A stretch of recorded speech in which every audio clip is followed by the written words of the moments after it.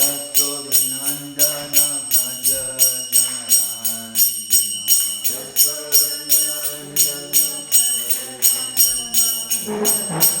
Yamuna Tira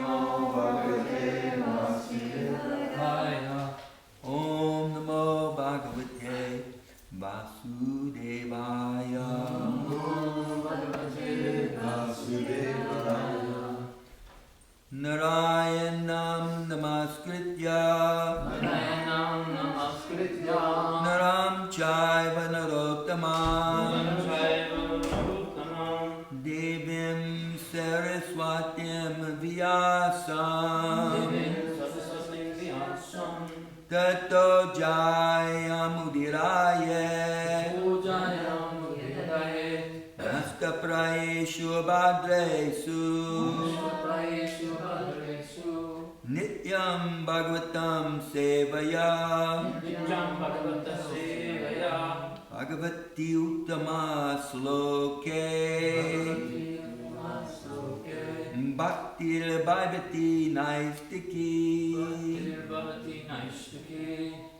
By regular attendance in classes on the Bhagavad and by rendering service to pure devotee, all that is troublesome within the heart becomes destroyed to nil, and thus loving service unto the glorious Lord, who is praised with transcendental hymns, becomes established, is an irrevocable fact.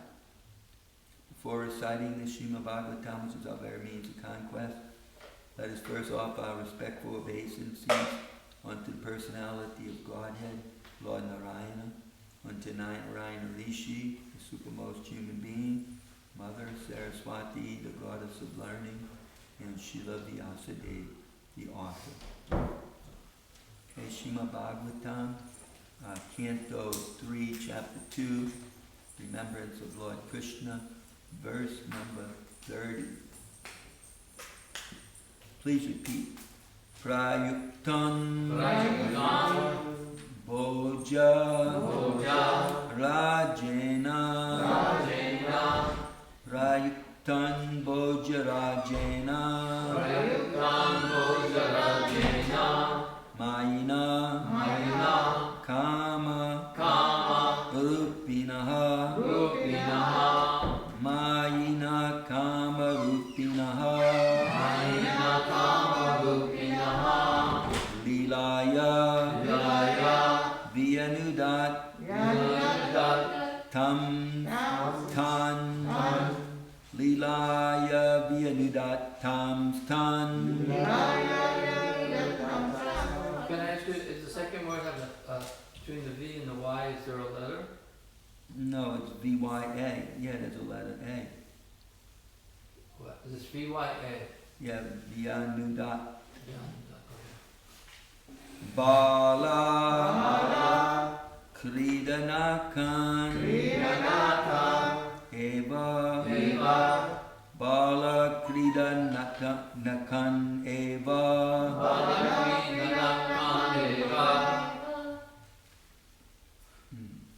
Prayuktan Bojarajena Mayina Kamarupinaha Lilaya Vyanudatam Stan Balakridanakaneva Prayuktan Bojarajena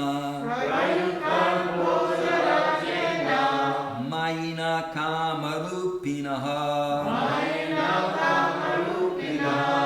Lilaya Vyanudatam Stan Balakridanakaneva Prayuktan Bojarajena Mayina Kamarupinaha Lilaya Vyanudatam Stan Balakridanakaneva Prayuktam Bojarajena Prayuktam Bojarajena Mayina Kamarupina Mayina Kamarupina Lilaya Vyanudatam Stan Lilaya Vyanudatam Stan Balakridanakaneva Balakridanakaneva Prayuktam Bojarajena Prayuktam Bojarajena Mayina Kamarupina Mayina Kamarupina Lilaya Vyanudatam Stan Lilaya Vyanudatam Stan Balakridanakaneva Balakridanakaneva Prayuktan Bojarajena Prayuktam Bojarajena Mayina Kamarupina Mayina Kamarupina Lilaya Vyanudatam Stan Lilaya Vyanudatam Stan Balakridanakaneva Balakridanakaneva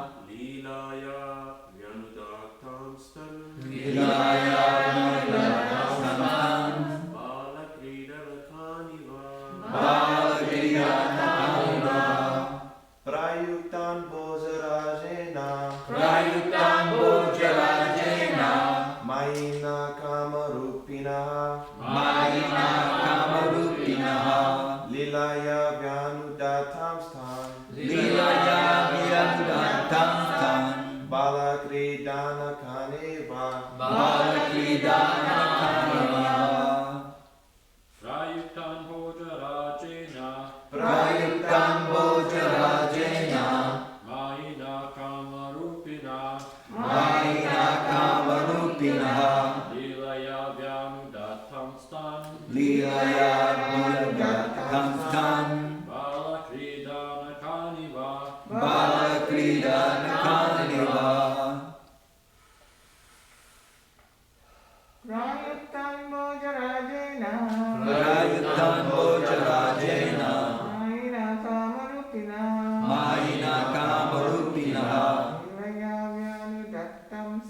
Lilaya Vyanudatam Stan Balakridanakaneva Balakridanakaneva Prayuktam Prayuktam Boja Prajena Mayina Kamarupinaha Leelaya Vyanudatam Stan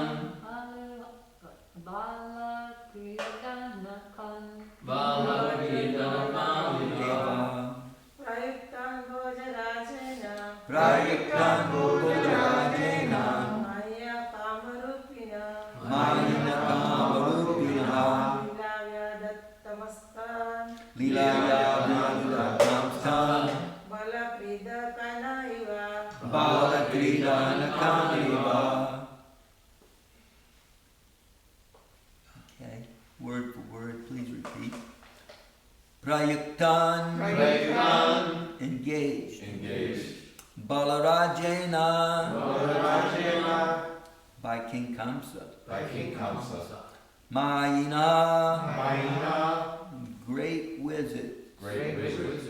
Kamarupinaha, who could assume any form they liked. Leelaya, in the course of the pastime. Vyanudat, killed. Tan, them. Tan, as they came there. Bala, the child. Kridanakan, dogs. Eva, like that. Translation, please repeat.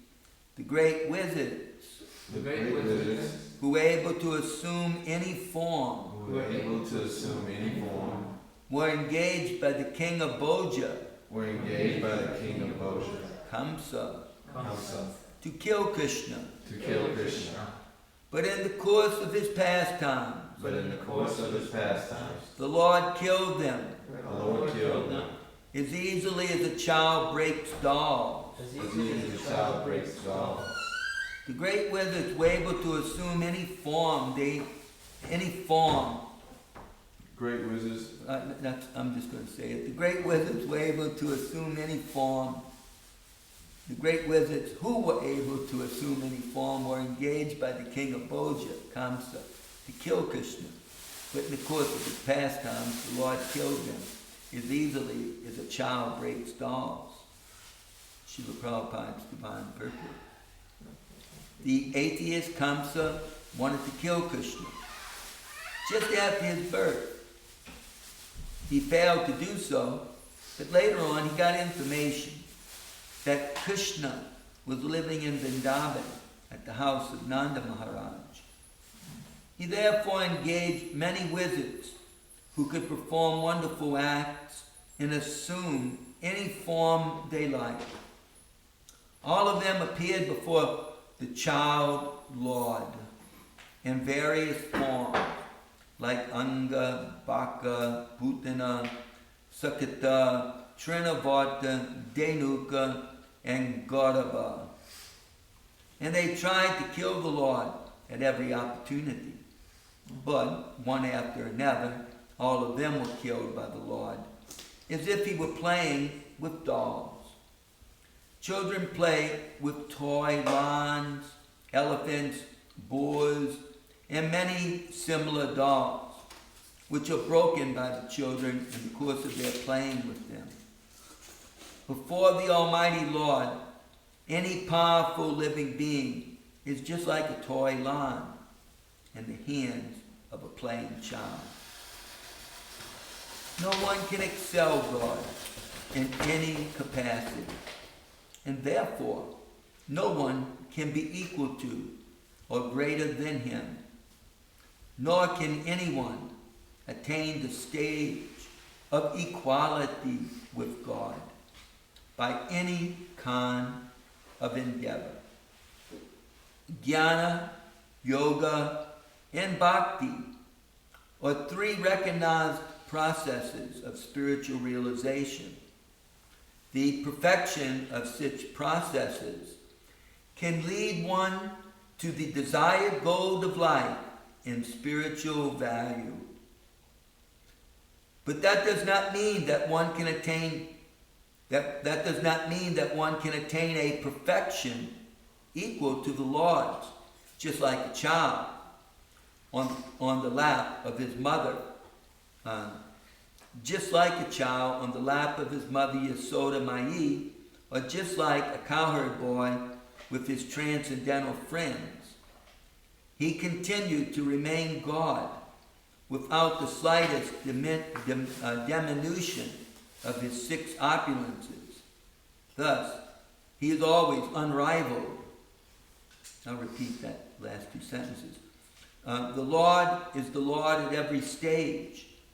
When he was playing just like a child on the lap of his mother Yasoda Mai, or just like a cowherd boy with his transcendental friends, he continued to remain God without the slightest diminution of his 6 opulences.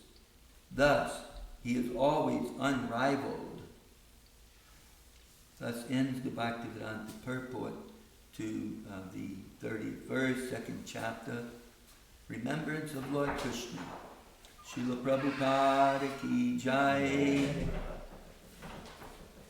Om Ganati Milandasha Ginanjana Shilakaya Kakshun Militan Renatazmai Shri Gurve Namah. I offer my respectful obeisances to Srila Prabhupada, who has opened my eyes with the torch of knowledge, although they were certainly shut by darkness of ignorance. When Rupa Goswami Prabhupada, who has established within the material world the mission to fulfill the desire of Lord Chaitanya, give me shelter under his lotus feet. Oh, Krishna. So here Uddhava, although he wasn't present, just by hearing about these pastimes, he's become immersed in them. And throughout the centuries, practically speaking, 5,000 of them, devotees all over the world, in our world, on the face of the earth, great poets like Suradas, and the ones Lord Chaitanya used to listen to, like Jayadev Goswami and others. And so many, of course, Lord Chaitanya's most famous disciples, the Goswamis of Vrindavan, but just practically almost incalculable. We only know about those who are so famous there in writing, and we read their books, but many, many books, especially those written on palm leaves, they become lost in the course of time, and it's only by the devotee's greatness that through centuries devotees remember them. But there are many, many that we don't even remember today. Krishna has so many devotees. The devotees here in the material world are a very small number. Actually, the souls here in the material world are a very small number. They are all ultimately Krishna's devotee. But in Maya, or association with the material energy, we forget that. And we become conditioned by the modes of material nature. And, think ourselves something other than Krishna's devotee. And just basically try to do things on our own in this world without surrendering to Krishna, without following Krishna's plan. We actually give up our constitutional position as Krishna's devotee. Krishna's devotee means we're always following his plan. It's just like in the military or something. You simply issued an order and you carry it out. It's not a matter of like or dislike. I mean, even the servants of Kamsa, they didn't necessarily like it, but after the attempted killing of the baby girl, which appeared as Durga, then Kamsa was informed that Krishna had appeared somewhere else on the earth. So he sent out his forces to kill all the children that had appeared within the previous year. He was just going to kill everyone. That's how nefarious he was, such a fiend. All right, so he thinks he got away. I don't know where he is. So he ordered the troops to go out and slay every child that had been born, I believe, within a year. And so they were doing that. They didn't necessarily like it, but that's the life of a soldier. They do it or they're dismissed. They may even be extremely reprimanded. More than jail time even. Even when the Chandkazi soldiers were beating Haridas Thakur unmercifully. When Haridas didn't die, they pleaded with him. If you don't die, then he's going to simply take our lives for not being able to kill you. Oh, Haridas said, I wouldn't want anything like that to happen to you. So therefore, I shall die. It's just like that in the life of a soldier. That doesn't mean that sometimes they don't do something wrong and commit some war crime by unnecessarily killing civilians or unnecessarily torturing the enemy. That doesn't mean that, but it just means that one is not a murderer when under the direct order of the government fighting in a war. Now, of course, this wasn't a war, and certainly the soldiers would have been held responsible to some extent. Of course, the leader is held responsible to more of an extent. Just like after World War II, when they took the German officers to trial, it was the officers that suffered the consequence, not the soldiers. The soldiers did the arm and the leg work, but again, they were just soldiers that if they didn't act, then it just meant that they would probably have to give up their own life at the hands of the military government. So, they actually had to do that sort of act. Somehow ever Krishna escaped that. I don't remember right now how exactly what happened. But in the course of time, Kamsa was finally informed that Krishna escaped and he's living in Vrindavan. I don't even believe it was his spies. It was actually Narada Muni who wanted to advance Krishna's pastimes. So he informed Kamsa, Narada can appear anywhere. Often he appears before demons, and he speaks to them in a persuasive way to influence them to act in a certain direction for the sake of the Lord's pastimes. So for the sake of the Lord's pastimes, Narada informed Kamsa where Krishna was hiding out. Krishna, the son of his sister Devaki, and I believe she was just a cousin sister, his sister Devaki, and her husband Vasudeva. The prediction was the 8th son. So he was informed that their son, the 8th son, is in Vrindavan under the shelter of Vasudeva's brother, Nanda Maharaj, and wife Yasoda. So then Kamsa begun this tactic of calling forth different powerful wizards. He had already formed tremendous alliance within the world. He had many, many, many, many alliances. He was, at that time, the strongest king in the world. He had so many alliances with other Kshatriyas. But he also had these alliances with these wizards, these warmonger demons who could take any form they liked, and they could perform all sorts of magical wizardry. And they could become, extremely, extremely powerful. Just like Putana, when she gave up her life, she expanded into her original form, which was 12 miles in length. And Aghasura assumed the form of a snake that was 8 miles in length. So they were extremely powerful, and Kamsa had an alliance with them. They were all, his ally. And if he called them out on a mission, because their alliance was at risk, this Krishna guy had actually appeared, as the prophecy said, and he's been able to escape, and he's hiding out in Vrindavan. So they're given the mission to go and kill him. And they, it's not that they would chicken out. I mean, they wasn't great Kshatriyas. They were great demoniac wizards. So just like the Navy SEAL forces, they didn't chicken out when they were told, Sudama bin Laden is hiding in this place in Pakistan, where we're not really allowed to go. It's a completely Muslim country, and he's one of the big Muslim figures, and they've been giving him some secret shelter, and we know where he is now. You guys have to sneak on in and take him out and get out of there with the body. So, a lot of people would remember what happened when they tried the same thing to take the American hostages out of Iraq. The whole mission failed. People died. But no, they simply carried out the order and did their job, because that's what they're trained to do, and that's their dharma.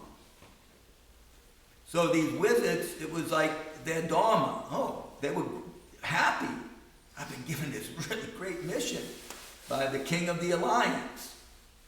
I get to take this, and they would have all sorts of words for them, this plague that's threatening our dominion.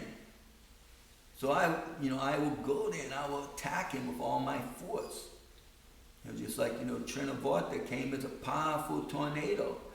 And, nobody could see. There was so much dust. Mother Yasoda didn't know where baby Krishna was. She just fainted, but nobody could find him. You ever been around a tornado? There was like dust everywhere. Nobody could see. And when they could see the tornado, tornado whirls on in, it whirls on out. They could see it going, but baby Krishna was with it. He was swooped up into the tornado and was riding on it. And so naturally, you can imagine the anxiety of Mother Yasoda. Ultimately, Krishna prevailed. One demon, one wizard after another. Sometimes it's said it was like a daily occurrence. There were so many that was sent. And the boys would have so much fun. And naturally they would remember these events. So Uddhava, he wasn't even there. But just like all the great devotees, in the past, since Krishna's pastimes, who wasn't there, they were actually able to attain the same experience of like darshan, just by a great devotion to hearing and chanting about Krishna's pastimes. This is the secret of bhakti yoga. Like Bilavamanga Thakur, he was blind. He made himself blind because he was just sick of his lust. He made himself blind, and then he just fixed his mind on Krishna's eternal pastimes. And, he became a great poet. Lord Chaitanya loved reading his book. So all the devotees, we take this secret, Lord Chaitanya taught it, they take it from the life of the gopis, because they also didn't get to personally witness. See, we always think of the gopis as having the highest rasa because that's the siddhanta, that's our philosophical conclusion. But sometimes we overlook the fact that the other rasas are just as absolute. It's just that their ecstasy is not quite at the same height as the gopis. But the gopis are cowherd girls, and they were churning butter and going about their work, while the boys were experiencing Krishna slaying one demon after another. You can imagine. So nobody other than the cowherd boys got to witness most of these events. But all the devotees were becoming even more Krishna conscious, just hearing about them. They heard about them from the boys who would come back singing about them.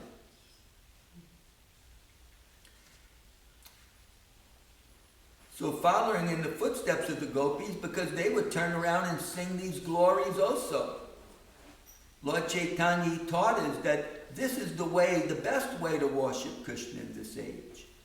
I mean, whatever way can we worship Krishna? You know, we can try to offer him puja, but what if our mind wanders off? Of course, the mind can wander off chanting, but the chanting can have a more powerful effect to capture the mind because of the sound vibration. You know, the mind is more or less forced to engage. If we're playing kartals, we have to keep the beat. If you don't, you know, that you mess it up. Like those lovers, those Gandharvas did in Indra's court. They messed up the chanting of Indra's glory or the song Indra was listening to because they were too much in affection for one another and were looking at one another, and they lost track of the beat and the melody. And so Indra cursed them. You take your birth on earth. You don't want to pay attention? All right, so then you should go to the earth, and I think he cursed them to be Rakshasis or something. Anyway, they were so cold and shivering in some cave. They spent the whole night, whole day and night fasting, and they happened to do that on an Ekadasi, and they were freed from the curse. You know, that's the power of transcendence. They came in transcendence by happening to fast on the right day. So the power of chanting these pastimes is so great that people's hearts can change.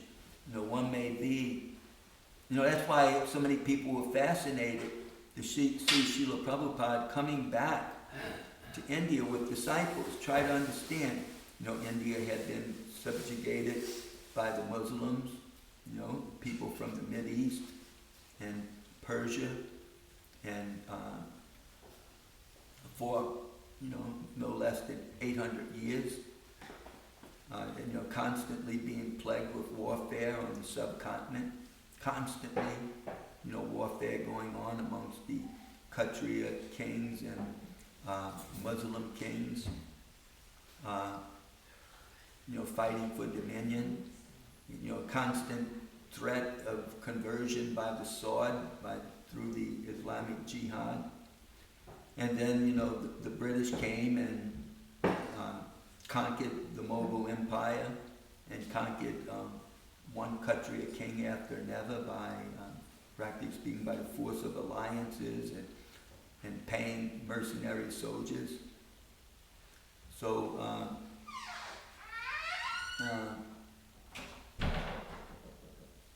you know, these persons had subjected the Hindu culture and, you know, those people that had been following it.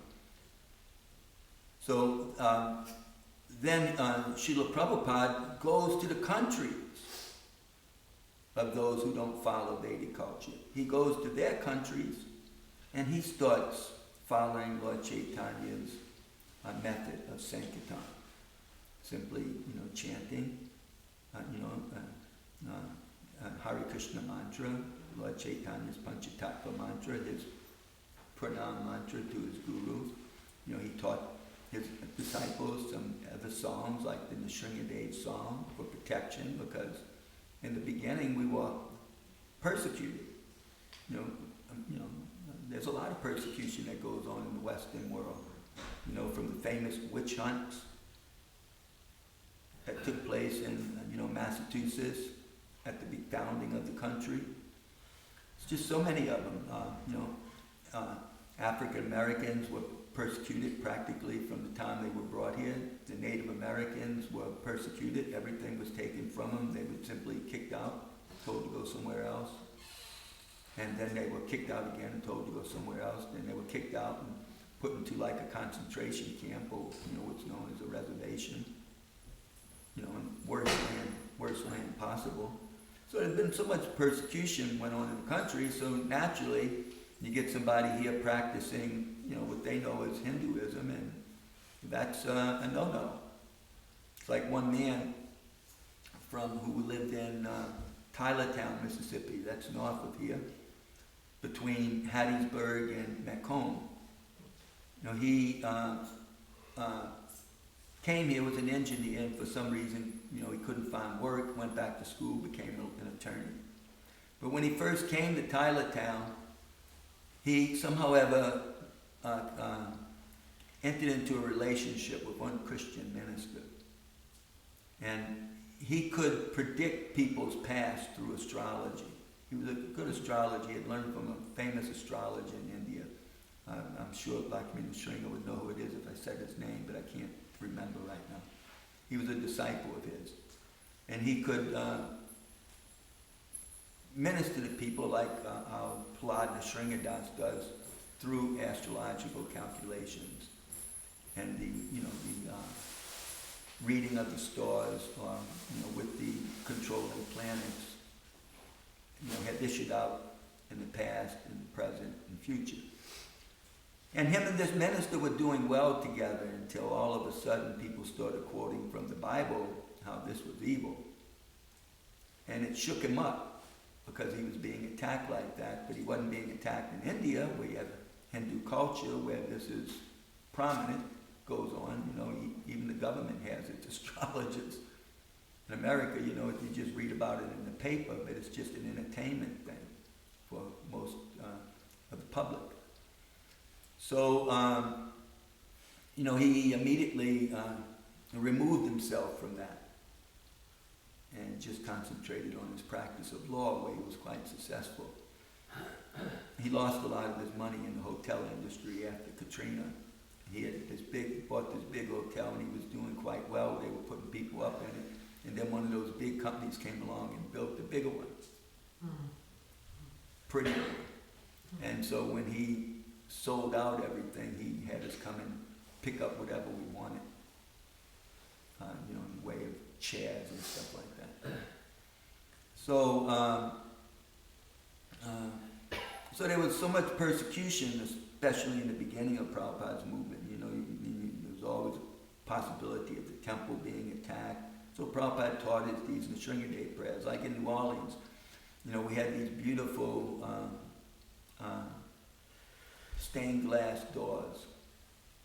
And some kids just shot a shotgun through it, And then we would put some everglass in there. We would put some more, and they came and broke it again. I remember one night the temple president, I had to drive him like at 11 or 12 o'clock at night trying to find these kids. We were chasing them and couldn't find them. Eventually, we somehow ever were able to track them, and we went to our attorney. And Mr. Joe, our attorney, he went and talked to their father. They were just like 15, 16-year-old kids. Went and talked to their father, and we didn't prosecute them, but it never happened again. So just so much, that was just a common one. It was like so much persecution. Even to this day, it crops up every now and then, Just like it crops up, racism crops up all the time. Right now it's kind of like at its height. It had a lot to do with the election. So that's, the nature of the Western world, but the nature of the world in general in Kali Yuga. So Prabhupada came to these countries, singing the holy name. So, that's what he did. How can it change the heart of people? How can it change people's diets? People are very attached to their diets. You ever grow up in an Italian family? People grow up in Indian families. All right, they're attached to rice, dal, sabji, etc., etc., etc. But what about people that grow up in Italian families? You don't think they're attached? That's what you've been eating from the time you sucked your mother's breast milk or in the womb. That's where you were getting your nutrition. So the soul comes out extremely attached to the culture it appears in. How is it possible to change that?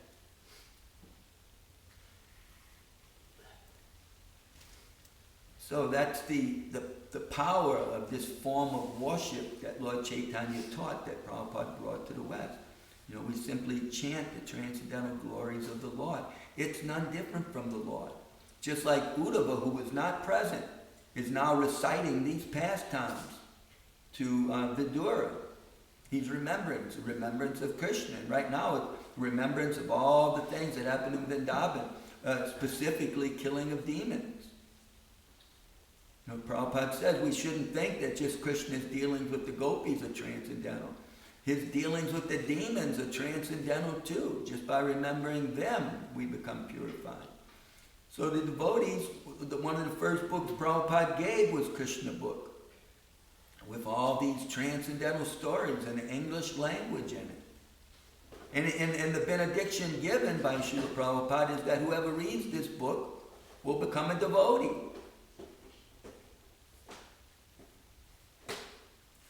So we can attempt to influence or attract somebody to take up the process, even if they just chant Hare Krishna, one time. We cannot understand what the miraculous effects may be. With the speak, if somebody, for whatever reason, happens to try to take up this practice of bhakti yoga. It's not just the practice of yoga involving sitting postures and breathing exercises, but it's the practice of hearing and chanting about Krishna's pastimes. Especially in the form of the Mahamantra, that everything can be contained just in that one mantra. Here we have a whole book right here, and this book is composed of 18 cantos, sometimes printed in 60 volumes, sometimes printed in as little as 18 big volumes. But there's a lot of mantras, or a lot of description of Krishna's pastimes. But yet the Mahamantra is just one mantra composed of, 3 names, 32 syllables, but yet everything is there because Krishna is there, and Radha is there, and Balaram can be there. But even Prabhupada said Lord Ramachandra can be there. So that's the power of transcendence. Transcendence is so far beyond our experience in this world. Just like at the beginning I was saying, just a small population here, in the material world, because most of the population is in the spiritual world. I mean, who would want to go to the material world? Just like you don't see as many people on the beaches of Mississippi as you see on the beaches of Florida, because the beaches of Florida are superior. People come to the beaches of Mississippi primarily to come to the gambling casinos. Maybe there's less gambling casinos in Florida. Otherwise, it was usually the locals or people from New Orleans, because they could easily drive over. Someplace you don't have to go all the way to Florida, you just go to the beach in Mississippi. And all those beaches were man-made, created after World War II. Otherwise, people used to come there just to fish. So, not as many people come. So in the material world, not as many people come in the material world. Who wants to go to the material world? Maybe to take part in Krishna's pastimes. Something like, Jai and Vijay had to be cursed to come. Then they agreed to take the role of a demon. Krishna has to have some powerful competitor so that demon can't be some ordinary soul. So he took those powerful gods of the Vaikuntha world, to be his enemy. And all of us in this material world who have been conditioned by the modes of material nature, there's no possibility of getting out. Just like there's no possibility of getting out of some prisons. It's not, you hear some miraculous story of some great escape, but generally speaking, people just die there. So, that's how it is in the material world. That, people, they try to do this, they try to do that, they try to escape misery, they somehow ever get out, somehow they try to figure out, what is beyond this world, what happens at death. Some way they want to get loose, but nobody gets out. Nobody gets out. Everyone dies, and nobody knows, where they were taken off to after that. It's like, a scary thing. It's like being like the poor Jewish people in the concentration camps when they dragged you out. You didn't know. You don't know. Did they take him to the? Did they take him to the furnace, or did they, put him in the armory factory to make ammunition or something? What did they do with him? Nobody knows. It's a scary thing when they come and get you and take you out. So similarly, all of us in the material world, when they come and get someone, at death, what happened? What happened to my father? Where'd he go? Golly, is he having to pay for all of his sins now? So very scary. But this yoga, or the ability to connect with transcendence, is made famous by the Lord himself, who comes down and himself is a great scholar, which means he's not going to do something cultish, something, how they use the word cult nowadays, something that's just for lame-brained people that can be food, like those people who were food in Jonestown. They were all giving their Social Security checks to the minister, who was taking them back to Godhead. And most Americans know the story. It didn't work out. It was just a scam. He was cheating them all, and he ultimately cheated them in the ultimate way, taking their lives. So, Lord Chaitanya was a great scholar. He couldn't be just tricked into doing something. But he gave up his panditship just to become a devotee and teach others, how to become a devotee by this wonderful process of just chanting Krishna's names. And it's not that, he made everyone a renunciate. He would send people home. He would say, just go chant at home. Wherever you are, just chant. Just be a devotee. Always remember Krishna. Don't forget Krishna. He would do like that. Most of the people who didn't become renunciates, they all went home and made their families devotees. And, the greater family, all their relatives. And then they would go out and make people devotees. So, that's the power of the process. It's the process that has the power. It's not that I have the power or you have the power. None of us have any power without Krishna. And if we're not giving people the process, then what power do we have? Do we have some power to get them to vote for our political candidate? I mean, what kind of power is that? We have some power for them to enjoy what sports team we like. Or we have some power to teach mathematics or science, religion or something or other, economics, social studies, whatever it be, language. But no, the real power is being able to give people the process. Take this mantra. This mantra is magical. It really is. It can change your heart from all those things that are bothering you, all those fears and phobias, etc. can become dissipated just by chanting this mantra. No longer do you have to walk around with some paranoia, because there really is transcendence. And that transcendence can be experienced in your very life, just like all the great devotees of the past. So we have to stop now. It's 5 minutes past the time. Any comment or question?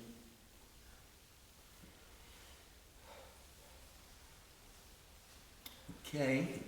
I'll just say one thing. The material world really is a scary place. My father was in a concentration camp when he was 10 years old and had horror stories, and even was pronounced dead at one point. And he had an out-of-body experience. So he was convinced he was a soul, and that's what he preached to me. And so the bad can be good, ultimately. But it was a very terrible thing, and the material world is a good analogy. He suffered from post-traumatic stress his entire life. Actually, they turned off the water one time because some prisoners made some trouble. And he was so thirsty, ended up drinking out of the toilet, got dysentery real quick, and then he died.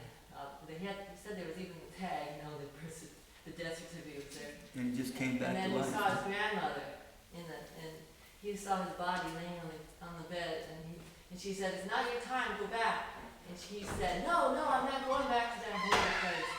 And she said, it's not your time. And he felt himself being pulled back into the body. So then he told us that story, and it convinced me. And then not too long after that, I got the Bhagavad Gita when I was really young, about 10 years old, I think. My mother had it from the airport, thanks to devotees. Wonderful. Right. Now people have Krishna. They can have Krishna now.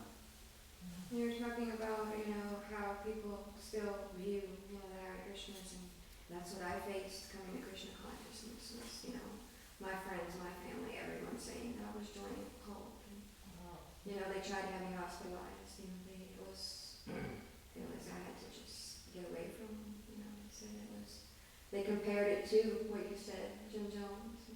I'm like, oh, what are you doing?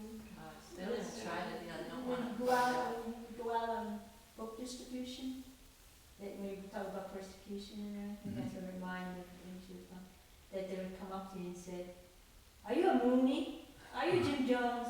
Are you gonna jump? Are you gonna do this? It's like, the people in the 70s are like that, they would think you're part of something that was definitely derogatory or something that was mind control, the whole thing of mind control was going on. Yeah. Somehow Krishna prevailed. Thus far, Prabhupada gave us the Nrsimhadev mantra, just for protection. He gave to his disciples, and it was instituted. The chant in a Radha Krishna temple, we chant the Nrsimhadev mantras, and Lord Nrsimhadev sits on the altar. I don't think that was done before Prabhupada. I don't think there's another temple like that, any Krishna temple in India, other than ISKCON temples, where Lord Nrsimha sits on the same altar with Radha and Krishna.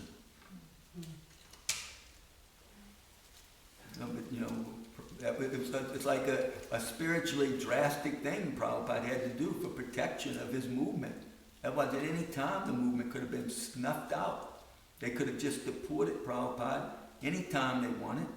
It happened to many people before.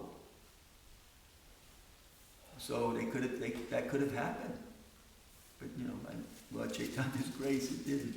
Yeah, Mother Nara, please. Yeah, I thought I heard somewhere Bhaktivinoda Thakur has prayers to Lord Nrsimhadev to remove the obstacles in his path of service to Radha and Krishna. Has anyone else heard that? Bhakti Siddhanta? Bhaktivinoda Thakur. Bhaktivinoda. Oh, yes. I actually have them online somewhere, I saved them. I remember reading them. So that's kind of, you see Lord Nrsimhadev like that, he's helping us and, to get remove the obstacles. He's really good at that. Actually, my recollection is that Prabhupada taught Nrsimhadev prayers to Vishnu John when he was ill. That was the first time.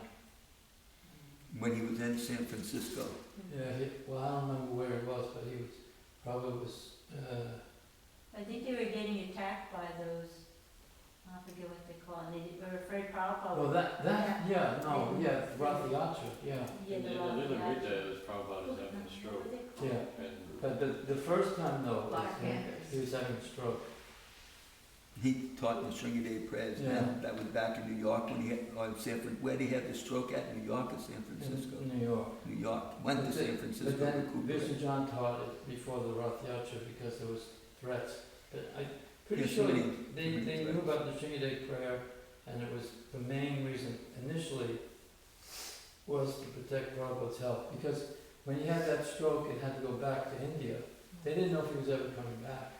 Right. This was around 68 or something like that, 67.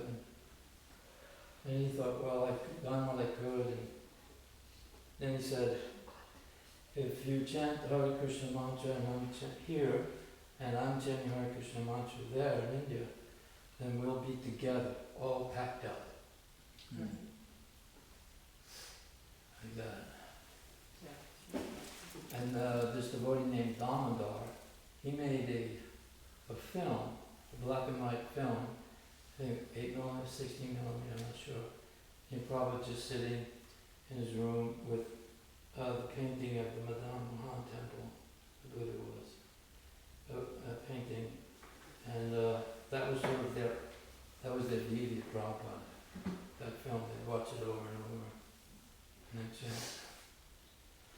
And then finally Prabhupada did return, I think it was either in LA or San Francisco, on a big trip on.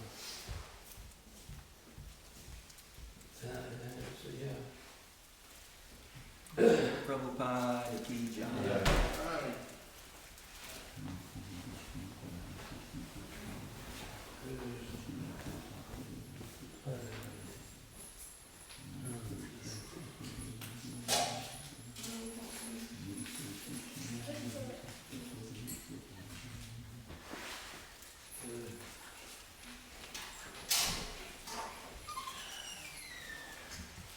Where are we gonna go?